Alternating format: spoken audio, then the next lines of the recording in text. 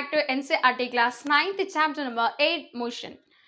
Children, after learning some important physical quantities, in today's class we are moving with graphical representation of motion.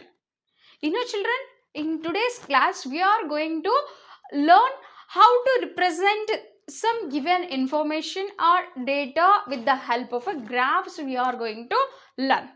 That is what that is motion of an objects, especially which are related to motion or at a rest. Generally, when the word comes graph in our mind, what will think, children? They are what representations, we can say.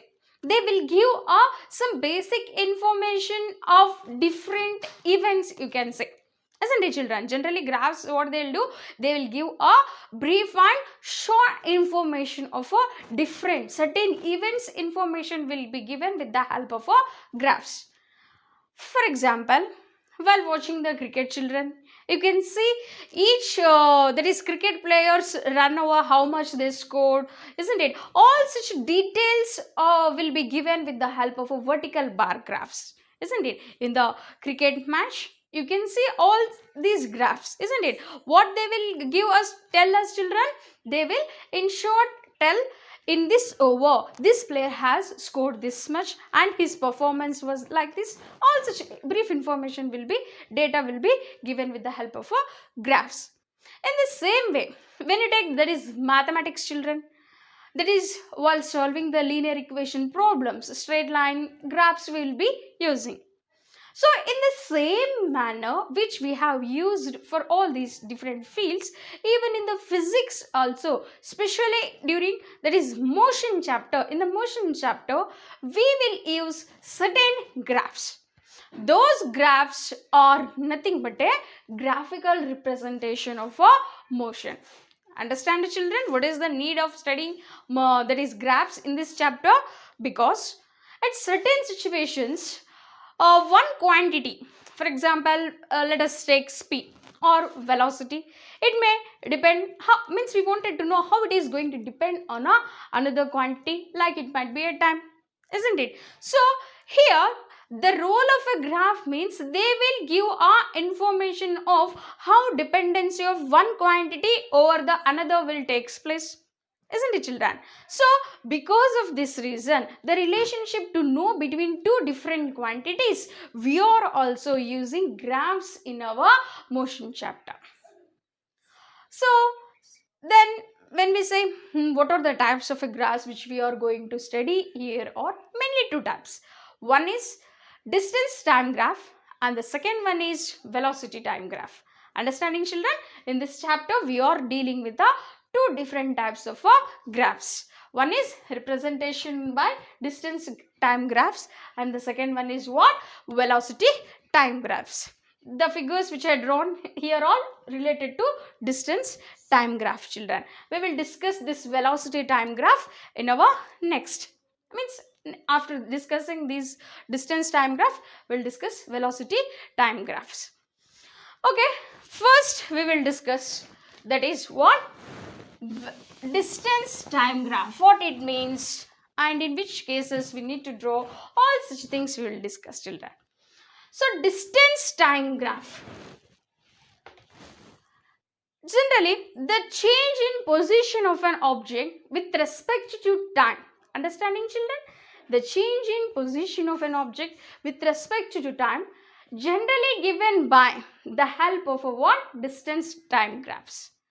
Children, one thing you have to note it here, always while drawing the graphs in the motion, we need to take the quantities like a distance, speed or velocity in the y-axis, whereas time will be taken along x-axis. Isn't it, children? It is common, means always time should be taken along x-axis. This point you have to remember. So, the distance quantity we need to take along what? Y-axis, and time quantity we have taken along x-axis. So we can use our appropriate or convenient scales, children, here. After taking, so when we look at the first figure, it will give us some information. isn't it, children? Means at what time, what will be the its distance it has traveled. For example, if in motion of an object, let us consider a car is in motion. So at this time, what is its speed or distance? Such all things we will come to know with the help of this graphs. And we have a different distance time graphs. For example, we can draw a distance time graphs for object. If it is in a uniform speed, we can use distance time graphs. Suppose if it is moving in a non-uniform speed, then also distance time graphs can be used. Means these are what different instances where we can use a distance time graphs. And even if the object remains at rest, etc., such all different situations we can use distance time graphs. So when you look at this figure 1, children, this is called as a figure 1 and this is what? Figure 2. So in the first figure we have drawn, that is distance has taken along y-axis, and here an object is moving with uniform speed. What is the meaning of this uniform speed, children? It has to cover equal distances in equal amount of a time. Here an object is covering equal distances in equal interval of a time, children. If time quantity has increased, means ultimately what happened? That is distance also going to be increasing equally. So in such cases we can use distance time graphs. So when you look at this graph, it has found that the quantity like distance is directly proportional with the time, you can say. Because if distance, that is time increased, means distance also increasing, and at the next, that is 42 something, that is it has nearly 29. Initially it was what? At 18, and here distance it has covered during the 18 minutes of time, it has covered nearly 13 kilometers. When the time got increased to 42 or 41 minutes, again it has increased. So there is an equal amount of distances has covered in equal interval of time, we can say. So because of this reason, we are saying that distance is directly proportional to time. And the graph, the nature of this graph is what, children? It is a straight line, isn't it? What is this? That is straight line from the origin. What is the nature of the distance time graph, children, for uniform speed? That is what? Straight line. It is very important, you have to remember, isn't it? That is from the origin it is increasing, and the speed got increased according with that time. What happened? We will get a straight line from the origin. This area OB is there, no? This all what? It has increased with the uniform speed. Even you can take another quantity, children, like in terms of a speed, if you can take velocity and displacement against a time. It can also be drawn, isn't it, children? Is it understand, children? The concept is easy and simple. For a distance, if an object covers with a uniform speed, then the nature of a graph will be a straight line. Then a question will arise in our mind. What will happen if an object moves with or travels with non-uniform speed? Isn't it, children? This is another figure. Here we are representing an object is moving with non-uniform speed. What is the meaning of a non-uniform here? Already we discussed non-uniform means here unequal distances is going to be covered in equal interval of a time. See here, gradually time is increasing and the distance is what? Unequal amounts. See here at 2 minutes of a time it has increased to nearly 2 kilometers it has covered, and the next 4 minutes of a time it was what? Nearly 5.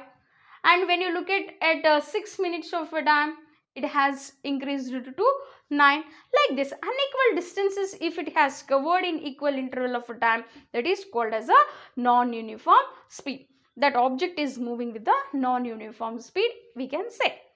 So in such a case, the graph obtained will be a what? Curve line. What is this? This is called a curve line. So you have to remember, children, the graph, that is distance time graph for an object moving with a non-uniform speed will be a curved line, or even you can say non-linear. It is not straight, no. So you can use what? The term non-linear, means not straight or curved line. Isn't it, children? Is it clear? That is, it's a simple, children. Generally, distance time graphs will be used for objects moving with some speed. With the change in the speed, we can use the distance time graphs. Here, two things we have discussed. If an object moves with uniform speed, then what will be its graphical presentation we have seen, and what is the nature? The nature is what? Straight line. And in the second case, if an object moves with non-uniform speed, what is its nature? We have discussed. This is all about what, children? Distance time graph. One part only we have completed. Next we are moving with a what? Velocity time graph. Shall we discuss about that, children? Okay. Now we will discuss velocity time graph.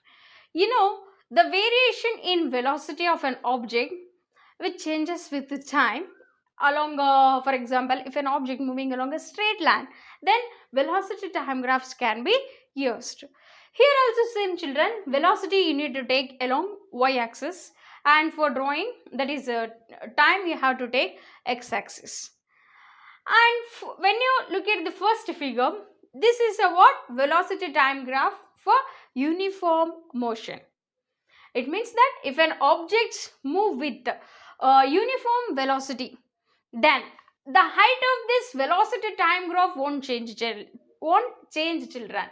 Suppose if the velocity change means there is no change in the height of the velocity time graph. So here this line is going to be a parallel to the what? X-axis. Whatever the straight line we will get, no, this line will be a what? Parallel to x-axis.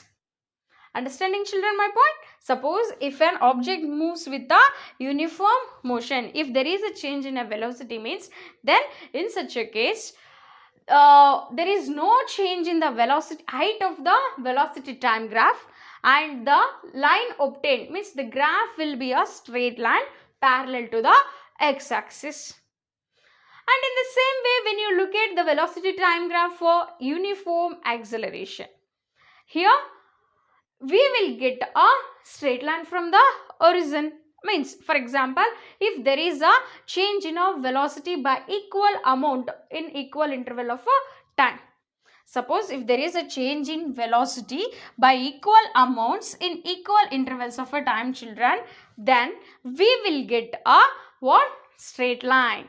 And such a graph, such a velocity time graphs will be used for all uniform accelerating objects. This graph can be used for what? Uniform accelerating objects. We can use this velocity time graph of this kind. Isn't it? In what is the nature, children? The nature of this graph, what?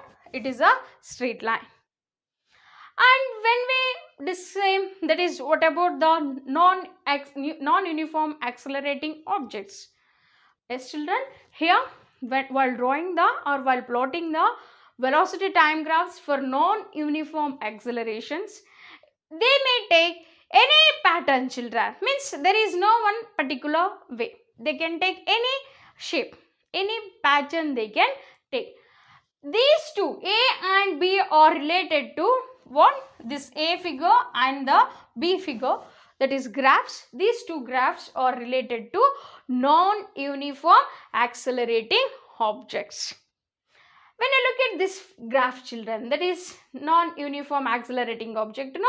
Here the velocity increased and suddenly what happened? Decreased. Isn't it? It gradually what happened? It got decreased with the time. So what happened? The velocity has went down. Means the line has came to down. Means to the time axis it has gained. And when you look at the second one, that is at some point it is increasing and decreasing, and once again increasing, and next what? Decreasing. Like this irregular pattern or shapes can be obtained in non-uniform accelerating objects.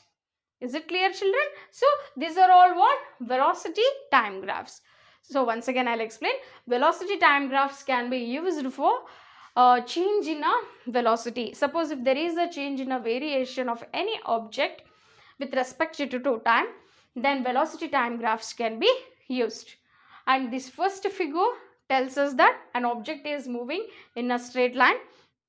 In such a case, we are going to obtain a straight line parallel to the x-axis. And in the second one, if an object move with uniform acceleration, means velocity changes by equal amount in equal intervals of a time, the pattern will be a what? In this way, and it will be found what? A straight line from the origin. And suppose if an object travels with a non-uniform acceleration, means it is covering unequal distances in equal interval of a time, means then you can use non-uniform acceleration. So in all these different graphs, we are taking what? Velocity along y-axis and time along x-axis, children. This you have to remember. Got it? So in today's session, children, we have discussed what are graphs, what are the importance, and what are the types of graphs which we are going to use in a motion chapter. We discussed mainly two things. One is what? Distance time graphs. If there is a change in a speed, that is with uniform speed, means what type, with non-uniform, and with the objects at rest, what will be the graphs, all we have discussed, along with what? Velocity time graph. Here especially if there is a change in a velocity, then we need to take a velocity time graphs. Here also we discussed if an object moves with uniform motion, what will be its pattern, what will be the graph looks, and what is the nature we have discussed. It is found parallel to the x-axis, isn't it? And similarly what? If it moves with a uniform acceleration, if there is a change, velocity changes by equal amounts in equal interval of a time, then it will be a what? Uniform acceleration. And for such a thing we will get a straight line from origin, isn't it, children? This is what? Straight line. You can write what means straight line. And here irregular, any pattern it can form, any pattern or irregular pattern you can find. Here parallel to, it is a straight line parallel to x-axis or time, you can say. These are all important graphs we have discussed. Can practice these graphs, children, because these are like a very important. Based upon this we will be having a problems. So understand these graphs, try to practice thoroughly. Thank you.